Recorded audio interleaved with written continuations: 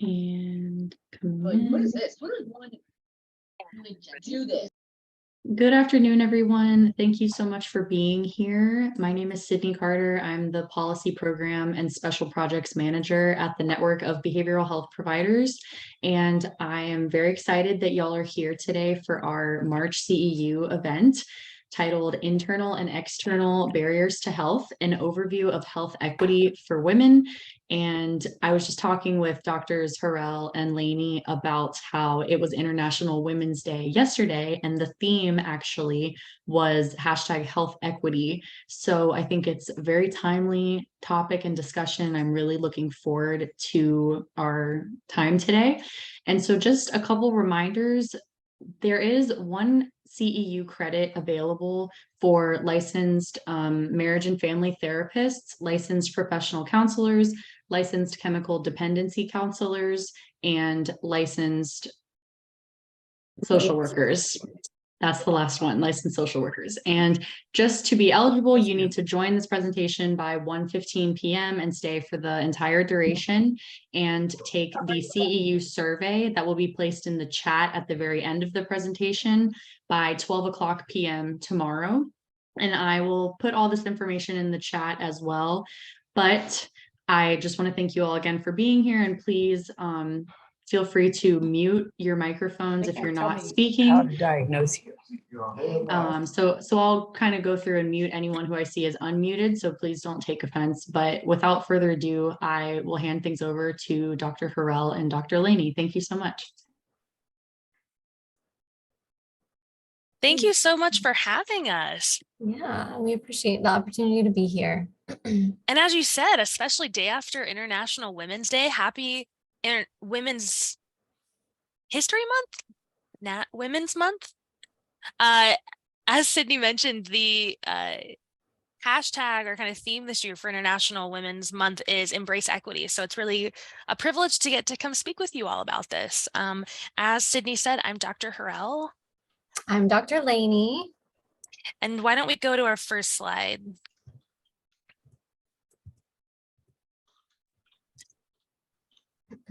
So just to give a quick kind of overview of what we're going to be speaking about today, and we're going to try to leave a good amount of time in the end for some questions. We really want to cover, we consider this kind of an introductory overview of what is health equity and what are the major health equity issues that women face. And we're particularly, we got interested in this because as psychologists, we're both psychologists at the Menninger Clinic here in Houston. We feel that we have some responsibility as mental health providers to not only address the system and the biases that we see within the systems we work in and we live in, but also that what role do we have in helping women understand the ways that the bias they face or stereotypes they face also become internalized and kind of get inside. So we're going to cover some of those risk factors, and then we're also going to cover some of just an overview of some of the current health crises and to give some examples of how those particularly have impacted women. So I'm going to turn it over to Dr. Laney to talk a little bit about an introduction to what is health equity. Thank you, Dr. Horrell. Yes, so just to start out, just to make sure that we're all on the same page, I'm going to briefly talk about what is health equity. When we first think about health equity, we may think, oh, this is access to care, but health equity actually means so much more than simply having access to care. To define health equity, it may be helpful first to really distinguish between what is and is not health equity, right? What are some of these terms that we're going to be throwing around? So inequality is unequal opportunity to attain one's full health potential. So health inequality can be seen in a lot of different factors, including differences in length of life, quality of life, rates of disease, disability, and death, as well as severity of disease and access to treatment. Equality, on the other hand, would be a process of dividing resources evenly without factoring in differences in need, without factoring in differences in ability or other relevant factors. So the same amount of resources are given to all when we're thinking about equality, but this doesn't actually mean that all people can really thrive, right? So this would be something like giving everyone a prescription stipend of $100 a year without consideration for age, diagnosis, or rates of disease. So if that were the case, many people wouldn't be able to access the care they needed despite having equal stipends. Equity, on the other hand, is not only dividing resources fairly and equally, but it's also factoring in differences among people. So differences like gender and race might require different support to ensure the same health potential or the same opportunity to receive one's health potential when we're thinking about equity in the context of health. So this concept, some of you may be familiar with this image, but this concept of equity is shown in the different heights of the ladders here. So each person has a special ladder that really allows them to pick the apples that they need. So in this way, equity really facilitates the development of justice because justice is the long-term consequence of equity. So when thinking about equity in healthcare, we would want to ensure that in an equitable system, all people have the opportunity to reach their full health potential, physically and psychologically, without being disadvantaged by inherent characteristics or socially determined circumstances. Since most of us are health professionals here, it's really in our interest to not only understand what health equity is, but to also be informed about issues regarding health equity and some of the factors that really drive health inequality. When we think about health equity, there are several socially determined factors that can impact one's opportunity to reach their full health potential. And we call these social determinants of health.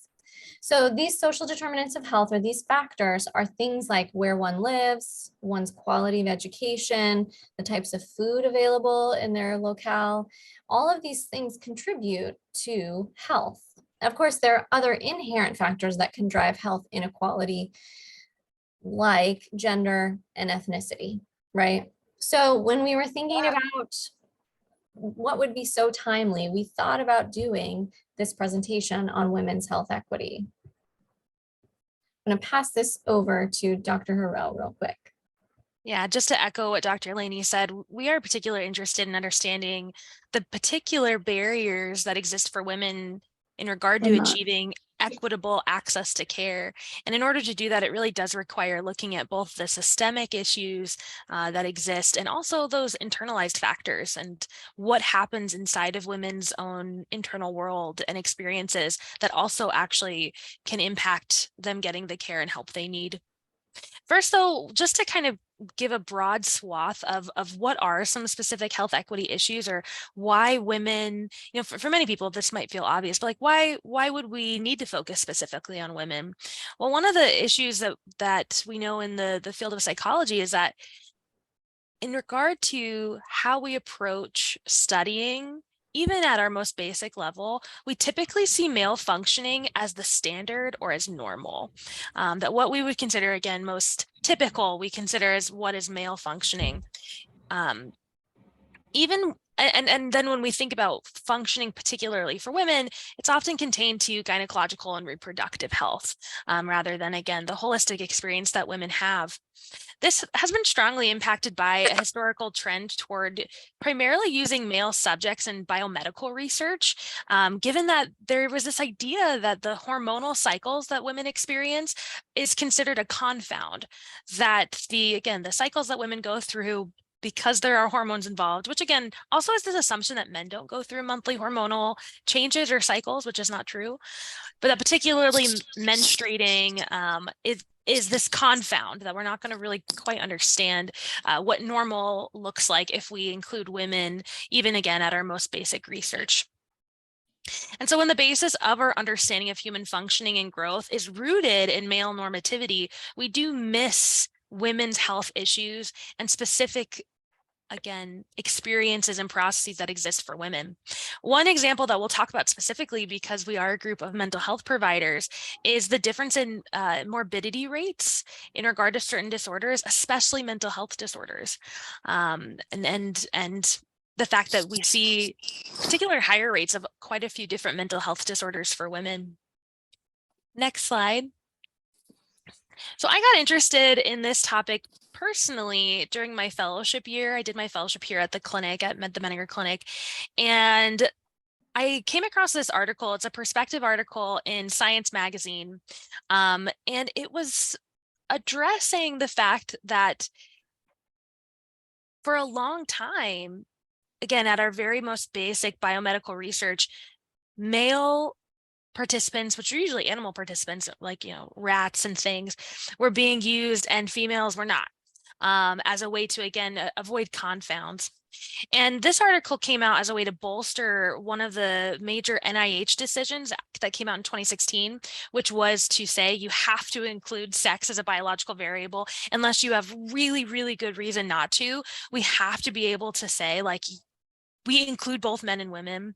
Here's a couple quotes from that article. When females are studied through the male lens, the true crux of the research question for females can be missed. The issue is most evidently troublesome in neuroscience studies related to mood and anxiety disorders. And so importantly, women are not more complicated than men, and hormones are not a female problem for animal research. Next slide.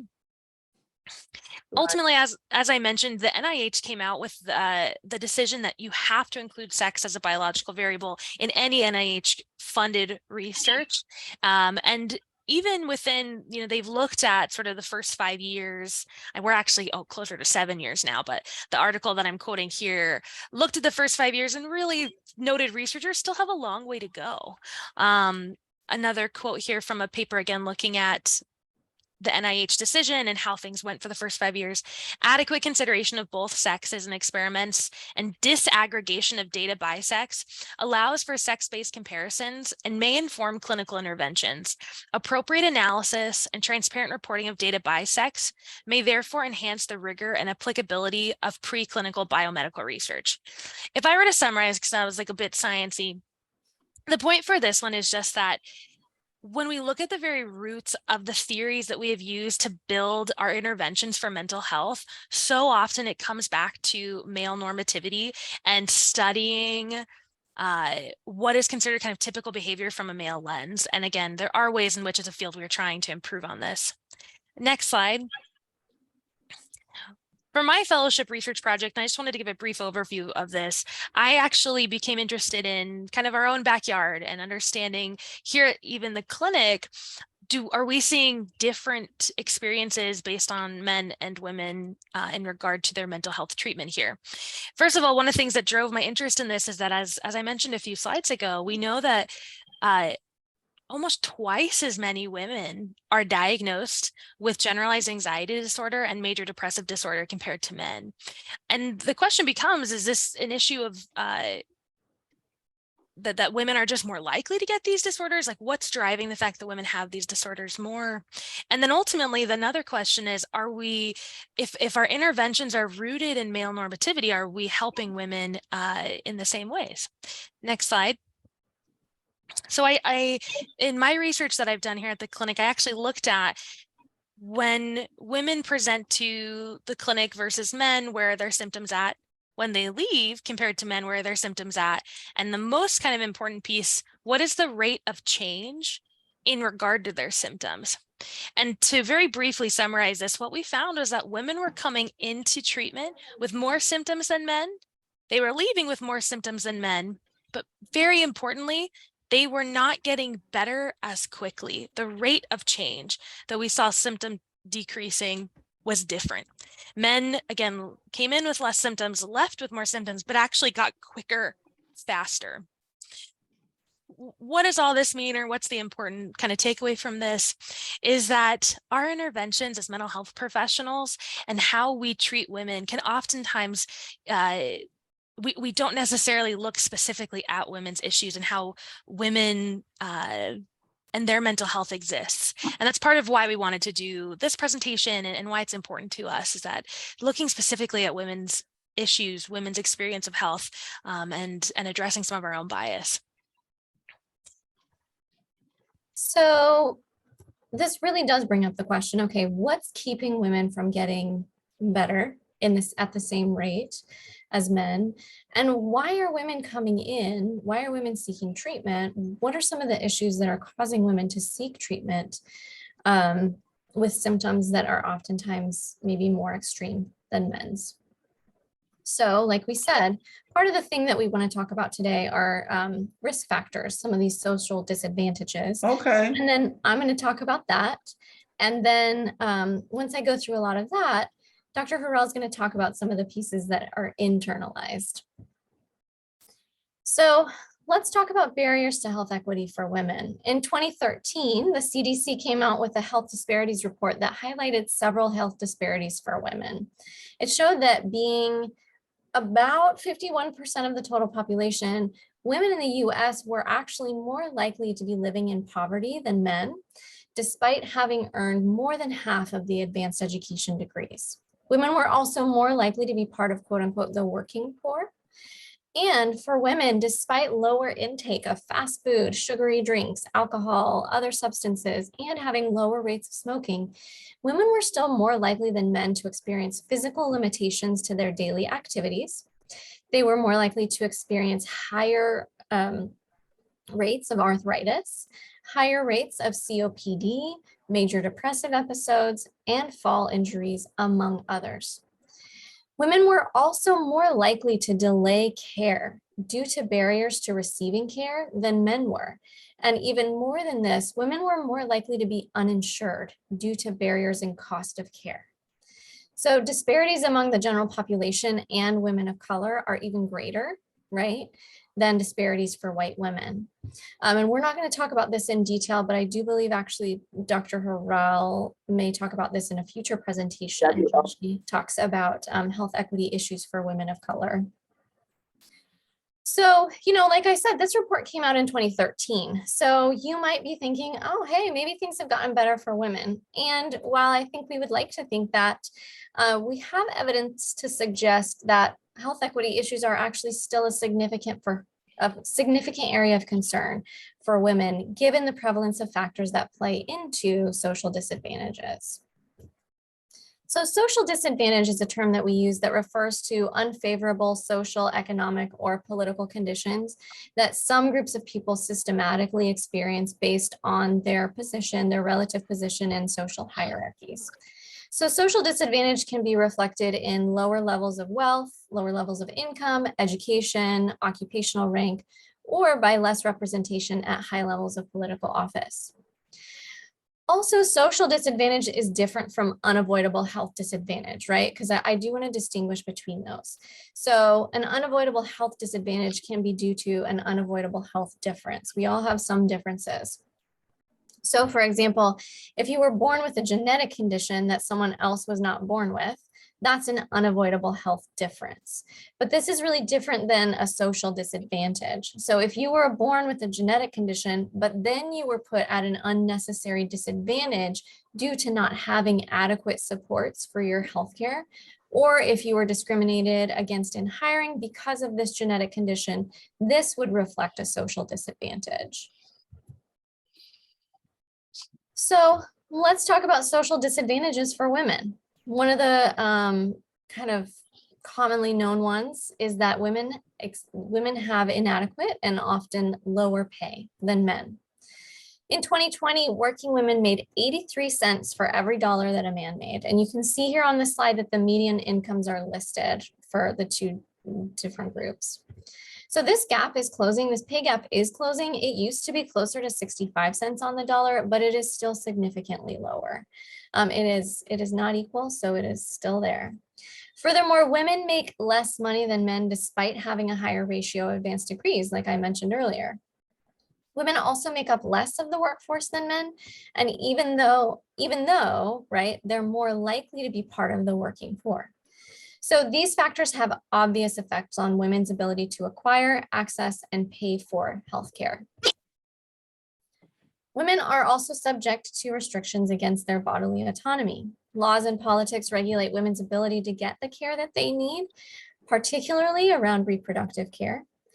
When we look at the research, 50% of pregnancies worldwide are unintended. Notably, rates of unintended pregnancies are actually lower in countries that have more liberal abortion laws. Higher maternal mortality rates are also associated with higher unintended pregnancies, though the reasons for this are unclear, and there's very little data about this kind of link. But even in countries where life-saving pregnancy termination is permitted, where women can get pregnancy termination if it's going to save their lives, in 28% of these countries, women still need to demonstrate a husband's consent in order to get this treatment, this life-saving treatment. In 36% of these countries, minors have to have judicial consent to get this life-saving treatment. And even in those countries where pregnancy termination is legal in order to save a woman's life, in 63% of these countries, women can still be criminally charged if it's deemed that their treatment was quote unquote illegal. So if they didn't go through the kind of expected, if they didn't jump through the expected hoops or go through the expected processes, women can still be prosecuted for getting this life-saving treatment. Part of what contributes to this is that regulations around how children and adolescents are educated about their bodies and sexuality don't always adequately prepare women to make informed choices about their sexuality and reproductive risks or their care options. So 13% of all young women in developing countries begin childbearing while they're still children. So while they're still under the age of 18, 13% of all young women in developing countries begin reproducing. Abstinence-only education continues to receive increasing federal funding in recent years. But the problem with this is that this type of education is actually really ineffective in delaying age of sexual initiation. It's not effective in reducing the frequency of sex or in reducing the number of sexual partners. On the other hand, programs that focus on delaying sexual activity and that also provide education on contraception do demonstrate changes in these behaviors. Abstinence-only education generally fails to educate young people on contraceptives and reproductive options, which in effect really fails young women by not offering them critical information about their own healthcare options and health consequences. In conjunction with this, research shows that female sterilization is on the rise globally, while the number of men who get vasectomies has gone down since the year 2000. In fact, the number of women who undergo female sterilization is nearly 8 times the number of vasectomies performed worldwide. But female sterilization is a much more invasive, much more high-risk procedure with potentially broader health risks. And problematically, in some of these countries where female sterilization is performed or has been performed, up to 28% of the women who received the procedure did not know that this was permanent. But access to education matters. So higher educational attainment among women and male partners of reproductive women is negatively correlated with unintended pregnancy. So here, the lack of education about female fertility is also really notable. So the lack of fertility education can lead to misperceptions about waning fertility, which can then lead to unintended pregnancies later in life, which actually pose higher risks of pregnancy complications and miscarriage. Additionally, unintended pregnancy in later life resulting from lack of education about one's own fertility can result in other problems like lower work participation for women, fewer opportunities for women to save for retirement or their own healthcare later on. And it also creates less of an opportunity to care for children that they already have or some of their ailing family members, right? To take care of parents or other family members. So speaking of reproduction, let's talk about the lack of paid maternity leave. Recovering from delivery, adjusting to new caregiving responsibilities, and bonding with an infant are really critical elements of maternal mental health. But when looking at wealthy countries, of 41 wealthy countries, the US is the only country without a federal parental leave program. Researchers have found that up to 23%, so almost a quarter of women in the US return to work within 10 days of giving birth. As we probably know, women with moderate to high income levels are more often able to take up to 12 weeks of leave, while on the other hand, non-Hispanic Black mothers, single mothers, and mothers with lower educational attainment were unable to take leave. This is significantly problematic because longer maternity leave has been found to offer significant benefits to women and children, including all of these. This is a significant list of benefits that paid maternity leave or maternity leave in general can offer, including improved maternal mental health, child mental health, a decrease in postpartum maternal depression, decreases in intimate partner violence, improved infant attachment, child development, improved health of the mother and of the children, decreases in infant mortality and rehospitalization, same for mothers, and an increase in pediatric appointment attendance and immunizations. So these do have actually long-term consequences. Gender norms are another social disadvantage for women. Gender norms might seem benign on the surface, but they have a significant negative impact on women broadly when considering the obstacles that women face in achieving their full health potential. I'm going to review just a few of these. So some socially based consequences of traditional gender norms for women are that women are more likely to be victims of forced labor and human trafficking. Female individuals actually represent about 80 to 96% of individuals trafficked for sexual exploitation, kind of depending on your source.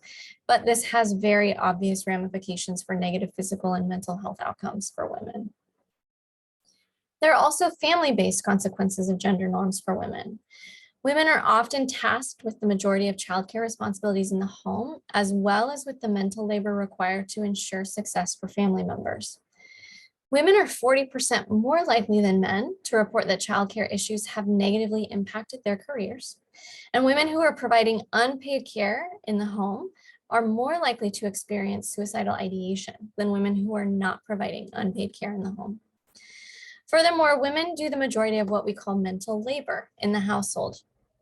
And women describe this as having a greater negative impact on their well-being than men do. And while the mental labor that is involved in childcare and household management requires the same type of dynamic, complex, knowledge demanding, problem solving, systems management thinking that any other type of leadership, director, manager position would require, this type of thinking in the home often goes unnoticed or unappreciated on a broad social level, and this significantly contributes to the devaluing of unpaid care and negatively impacting caregivers' mental health.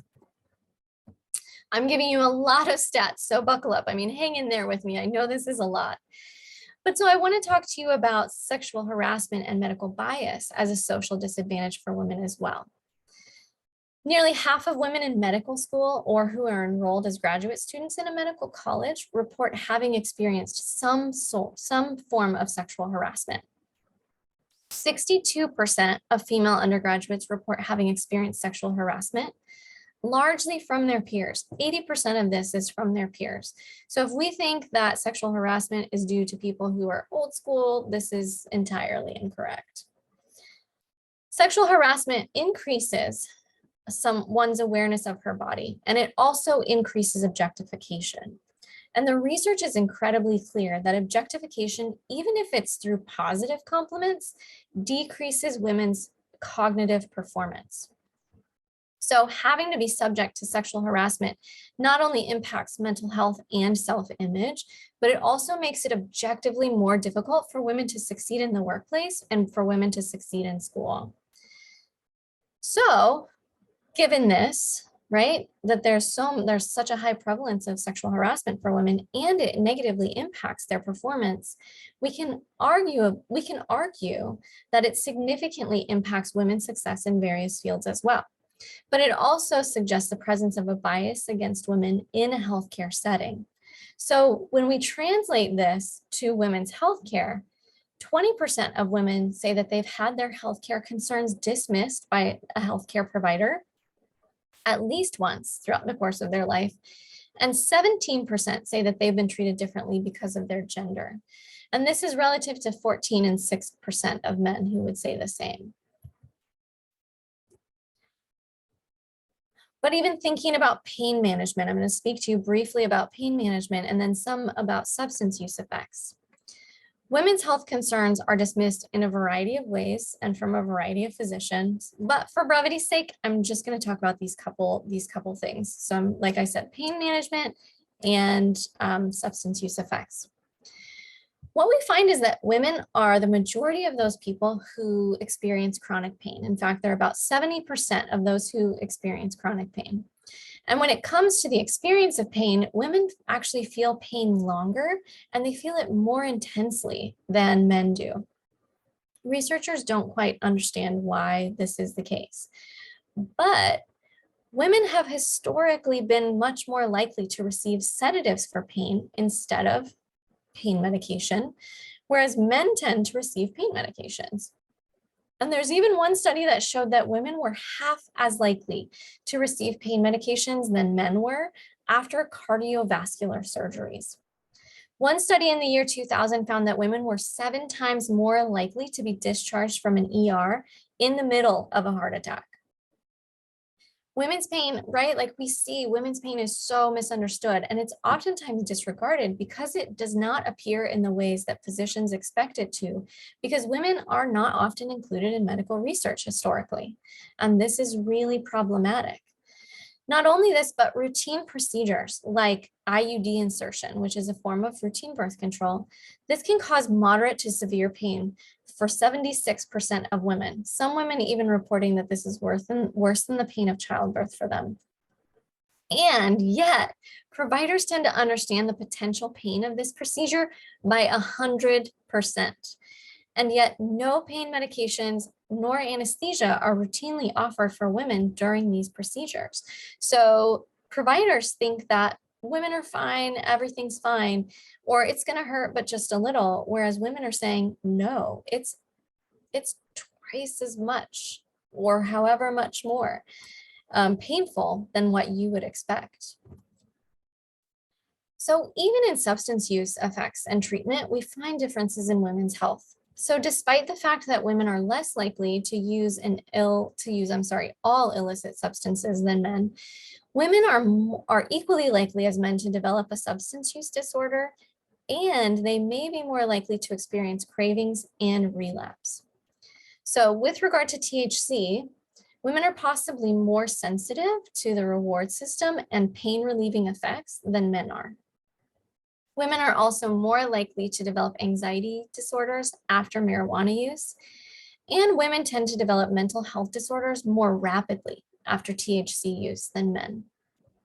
So similar to THC, women are more vulnerable to the rewarding effects of stimulants like cocaine and methamphetamines, as well as being more vulnerable to cardiac and blood vessel effects. But there's a benefit in some ways for women. Women are protected from some of the other negative health effects when compared to men, like changes in blood flow in their brains. So with regard to MDMA or Molly and ecstasy, it appears that these substances have stronger hallucinogenic effects in women, and women are more likely to experience depression after using MDMA, but their levels of aggression are equal to men's once they stop use. But problematically, women are more likely to die from water intoxication and cerebral edema after MDMA use than men are. So in general, when we kind of sum this up, women often have a shorter history of substance use than men before seeking treatment, and their medical, behavioral, psychological, and social problems that result from the use are generally more severe than men's are. So in that shorter amount of time, women's symptoms are more severe. So also women's time between first use and between developing a dependence is often shorter than men's. As primary caregivers for children, right, women often face a lot of barriers like to get treatment, like acquiring childcare in order to access their treatment for substance use disorders. And treatment for use in pregnant women using opioids or heroin are in particular need for women who are using these substances are in particular need for treatment, given that their babies can be born dependent on these substances.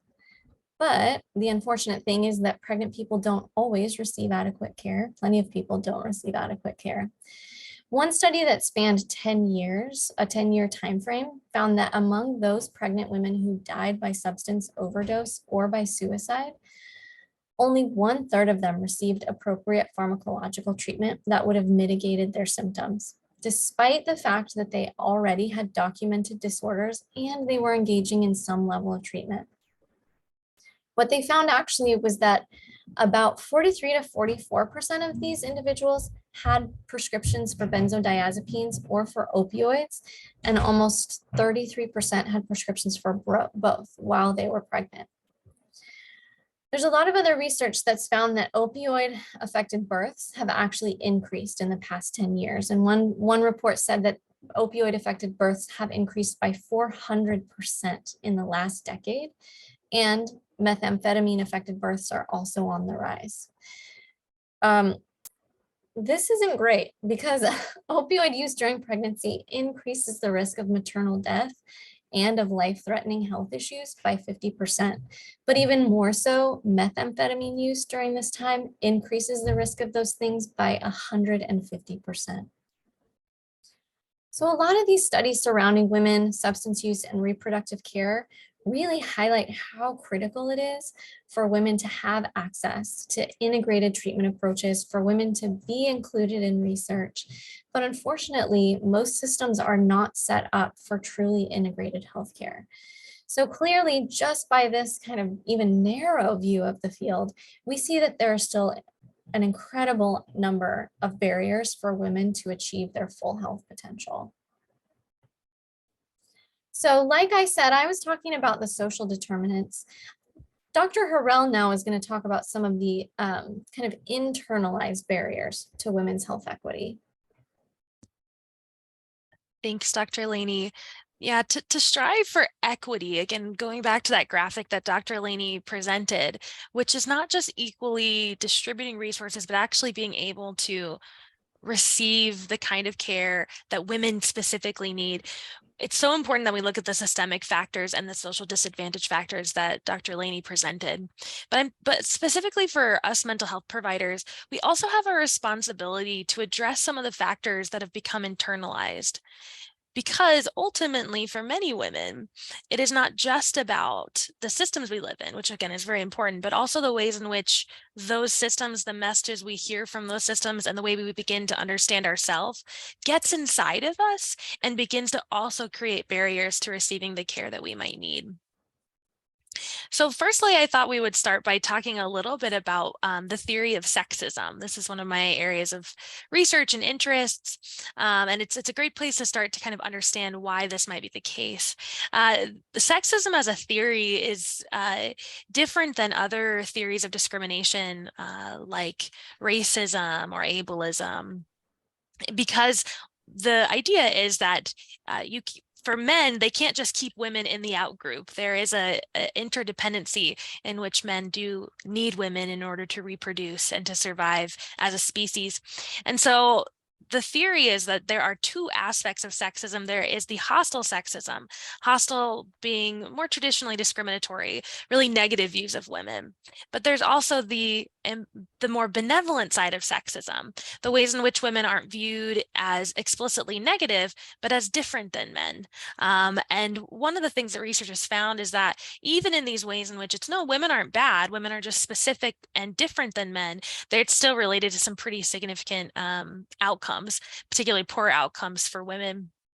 Just to give you a brief overview of what kind of falls under the theory of benevolent sexism, the kind of major points is protective paternalism. I always think about this one as like Superman, that women need to be protected. They need to be kind of put on a pedestal. They need to be cherished, and ultimately they're not capable of taking care of themselves and are weak and fragile.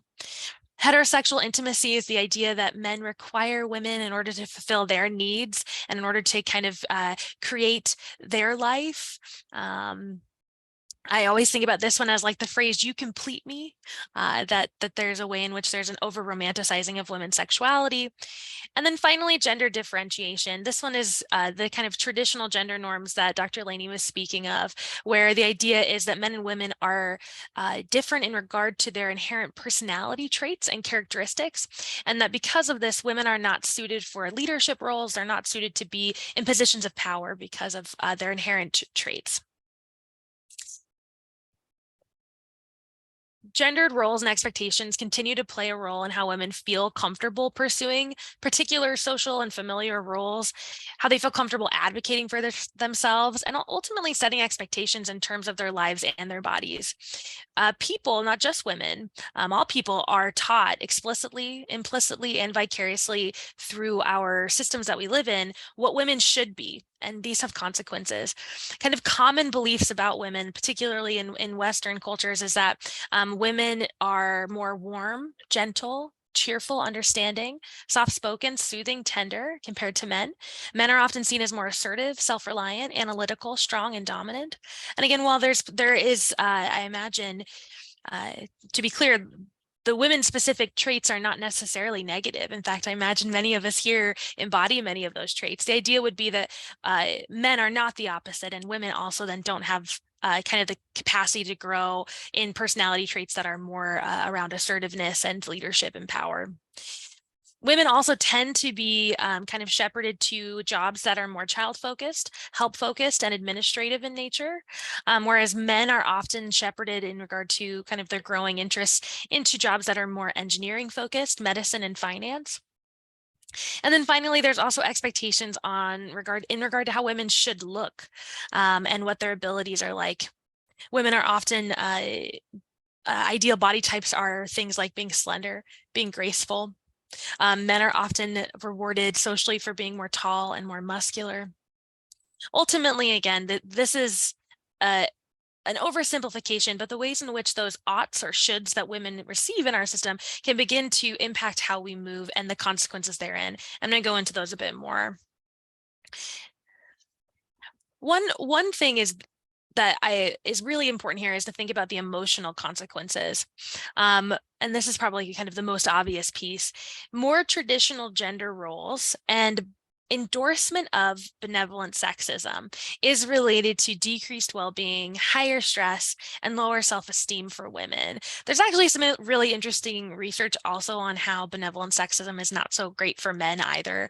But obviously this presentation is geared for women, but again, endorsing and kind of taking in the beliefs of the system as this is what I should be, and having some of those caps and limitations put on women can impact their well-being. Next slide. And Dr. Laney touched on this a little bit, but it can also impact occupational goals and occupational strivings. A couple really interesting examples. So for women who have these studies look a little different, but for some women who have endorsed more traditional gendered beliefs, but even for women who've just been exposed to benevolent sexism, they can change the way that they show up in regard to their work life and also even in regard to how their mind works. There can be a focus on stereotypical feminine strengths in job interviews. This research was actually specifically about after women had been exposed to benevolent sexism, they were more likely in a job interview to focus on their strengths of being a team player and on their interpersonal strengths than on their competency for the job in which they were applying for. Similarly, women who were exposed to benevolent sexism were actually more likely to do poorer on what they expected to do on a math test and their actual performance on a math test. Again, Dr. Laney talked about this when she was speaking of sexual harassment. But again, even just exposure to sexist ideologies can increase what's going on in a woman's mind and their ability to perform. Some of this is coming from the idea of stereotype threat and the energy that takes up in women's minds. The stereotype threat in general is the risk of confirming in regard to a self-characteristic, a negative stereotype about one's own group. And stereotype threat can ultimately change how women present and also change the performance in which they give in regard to all sorts of different occupational tasks. Two other important things to talk about is the motherhood mandate and parenting shame, and just thinking about the experience of women were in the workplace in regard to expectations of motherhood, and also in regard to how people mother. And I should say that's not just for the workplace, but in society at large. The motherhood mandate is the idea that women are expected to bear children or have children in their life, that this is what gives women's lives meaning particularly. And ultimately, this can be a way in which women, when they, again, take this on, it can produce a lot of stress in regard to thinking about their occupational goals. And then finally, parenting shame. When I think about this, the point I always want to make here is that it seems like no women can get out of this, that, you know, if you don't have children, there's shame around that you're not a real woman. You haven't really experienced real love and fulfillment. If you are a mother and you work, the shame around, well, are you able to really be the kind of mother your child needs if you're a working mother? And then on the other side, women who are primary caregivers for their children, the idea that that they're not good enough because they're just housewives and they're not fulfilling themselves through a job. That ultimately there's so much shame no matter which way we turn, and that ultimately many women, no matter how they choose to procreate, have children, work or not work, there often is a sense of shame in that. Next slide. A final point on the consequences in regard to these kind of internalized gender roles are actually even just physical consequences in regard to how women experience their body. Benevolent sexism is related to increased body objectification. Body objectification is the idea that my worth and actually who I am is based on my body. Body objectification is related to preoccupation with physical appearance, fitting into cultural standards of beauty, and ultimately it can be related to increased eating disorders, lower physical activity and exercise, lowered sexual satisfaction, sexual drive. And body surveillance is also a part of this in that it takes up mental energy. And this can be related to lowered self-esteem, increased depression, and increased anxiety. So again, the messaging that women particularly receive about their body and the way this becomes a part of how women have energy taken up in their mind can ultimately really impact their physical functioning. I'm going to be brief on these points so we can make sure we touch on some practical pieces around bias before we wrap up. We did just want to touch on the fact that even just using some of the current health crises as examples of how women are disproportionately impacted, particularly in regard to mental health. When we think about COVID, the pandemic's impact the pandemic's had a huge impact on women's mental health. Women were more likely to quit their jobs or be let go during the pandemic. They hold higher loads in the provision of childcare. They were in regard to looking at heterosexual couples, women were more likely to be the ones who reduce the amount of working hours, and again, have a higher probability of transitioning out of employment. And some research has actually found that decreasing employment, particularly when that's not what the woman wanted, but it was for survival reasons, was related to increased psychological stress. And this was particular for women. This is particularly seen for working mothers of young children. The other thing we want to talk about were changes in regard to laws and sort of the reproductive rights that have happened for women. There was a landmark study that came out of UCSF called the Turn Away Study. And one of the things it looked at was it debunked some of the myths around mental health and abortion. Some of the myths were that women who have abortions are more likely to feel regret, grief, PTSD. And ultimately what they found was that that wasn't true, but also that women who were denied access to abortion, we saw the most negative consequences on mental health, including stress, lower self-esteem, lower life satisfaction, economic hardship, and a higher chance of living in poverty, and a higher likelihood in staying in violent partnerships. Overall, again, just to kind of wrap up this section, there really are, again, a lot of ways in which the biases, sexism, that does end up sort of impacting women from the inside as well in regard to how we might think about our life, our bodies, our careers, what we should or shouldn't do, and that this also relates to how women access care and how we think about, again, what is right or wrong for our lives.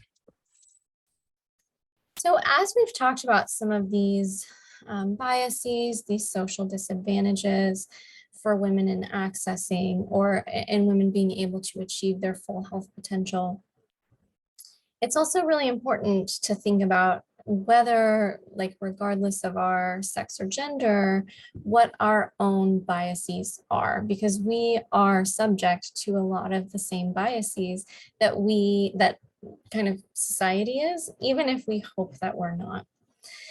And oftentimes it's very humbling to discover what our own biases are, because our biases are often things that we don't want them to be.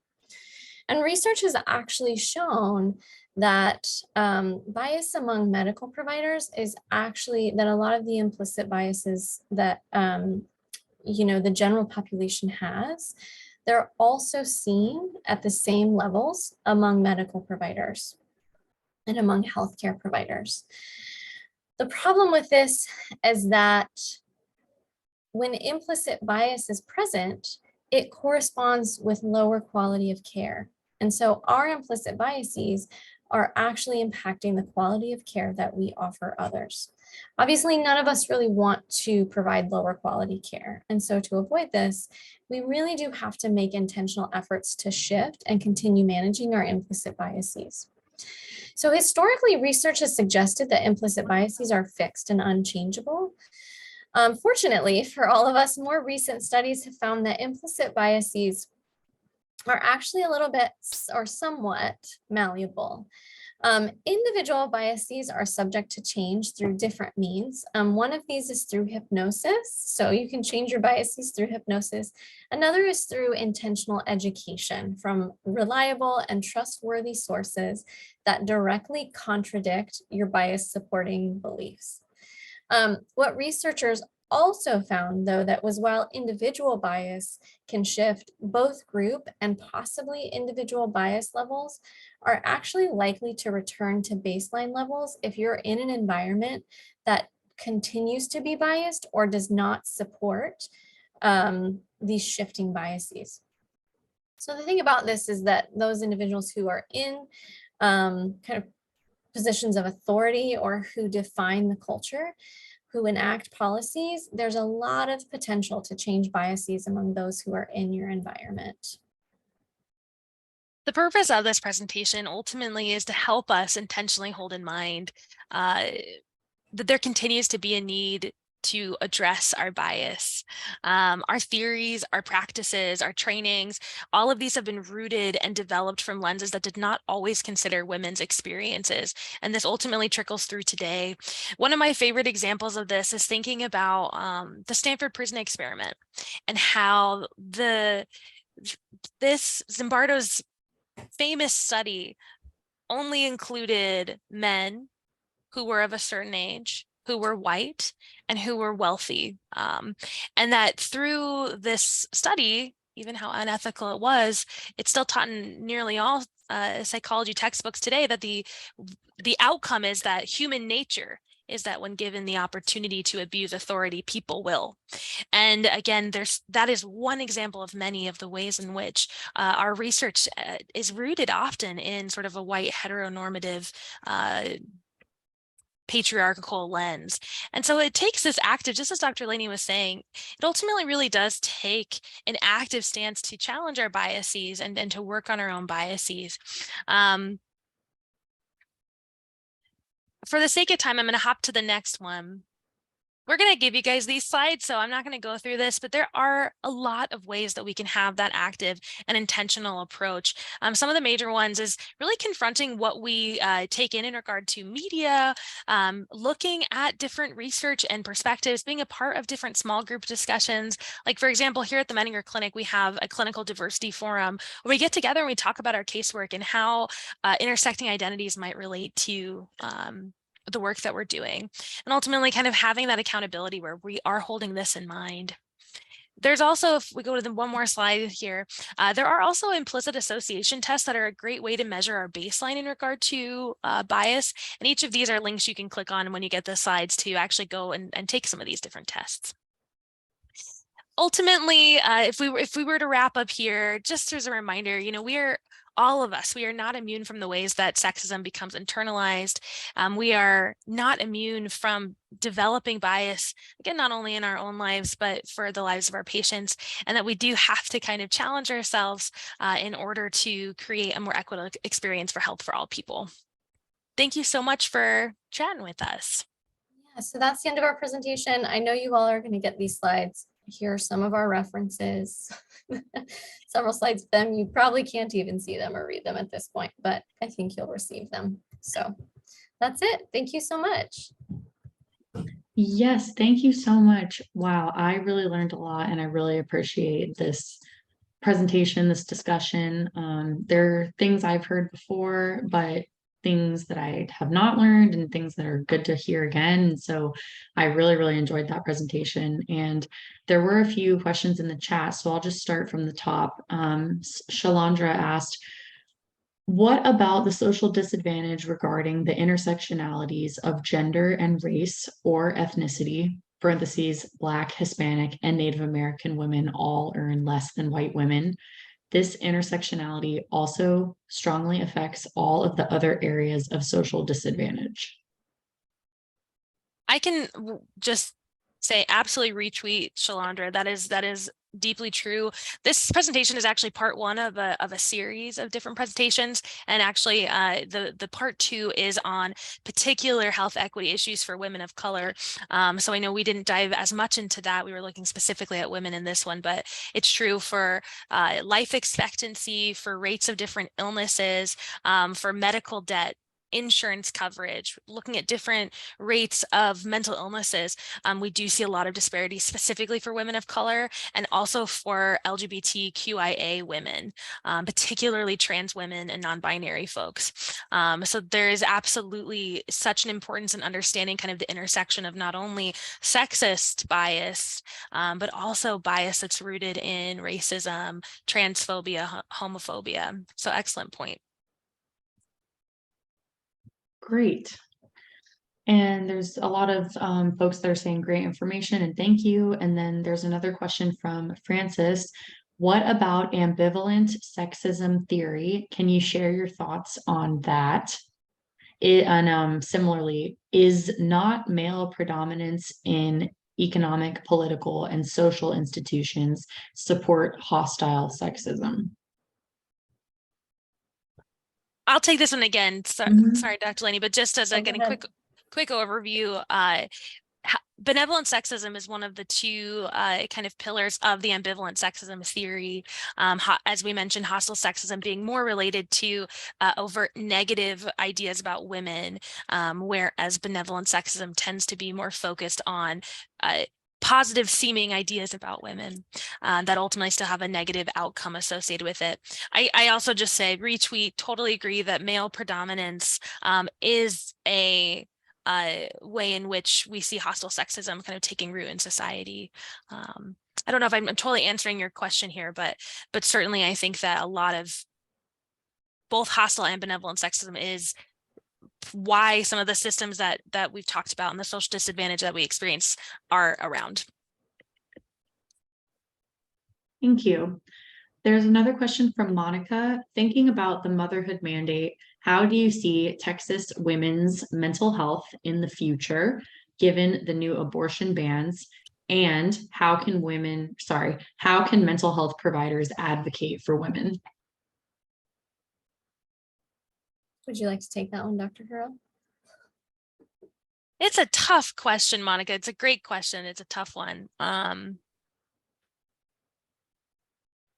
thinking, how do you see Texas women's mental health in the future, given the new abortion bans, and how mental health providers can advocate for women? I mean, I would say it's really difficult to predict the future, right? I think it's helpful to maybe look back at even just thinking about that turnaway study, right? That when access to necessary care is provided, women can experience better health outcomes, right? Mental health or physical health outcomes. And when there are barriers to that, as we saw even in that turnaway study, there are a lot of negative impacts on mental health. Like I said, we can't predict the future. We can go back and look at what some of the prior research has shown.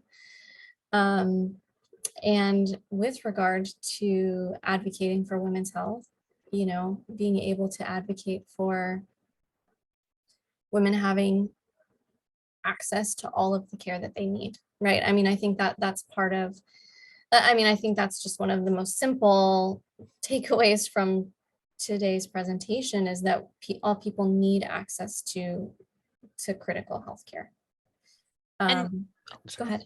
Go well, I'm ahead. gonna say, and even thinking about the motherhood mandate, that women should have the right to kind of choose for themselves when they have children, if they're going to have children, and ultimately how that, of course, would impact their occupational choices. So again, just appreciating that the ways in which we can advocate for that, that women have access to freedom, is, I think, something that mental health providers are well poised to do.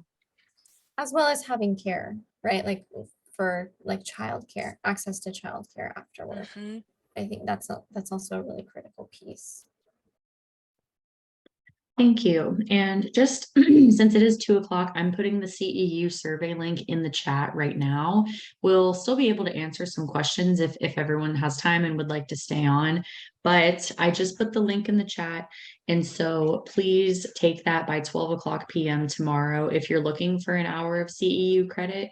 And again, that's for LMFTs, LPCs, LCDCs, and licensed social workers. And so please feel free to take that before 12 p.m. to be eligible. And you also needed to join by 1:15 p.m. today and stay for the entire duration. And so now I will just go through and see the other questions that we have. And if you don't have any other questions, thank you so much for being here, and you're free to jump off. And so after that, there were some thank yous, great information. You gave a clear overview of health equity, great presentation. Thank you. Very thought provoking. That was fascinating. I want more. Fabulous. Thanks so much. Like to hear your next presentation regarding women of color. This was a great presentation, thorough and excellent. And then Amy just recently said there is a House bill in Texas where women will need to show proof of ID to obtain the day after pill.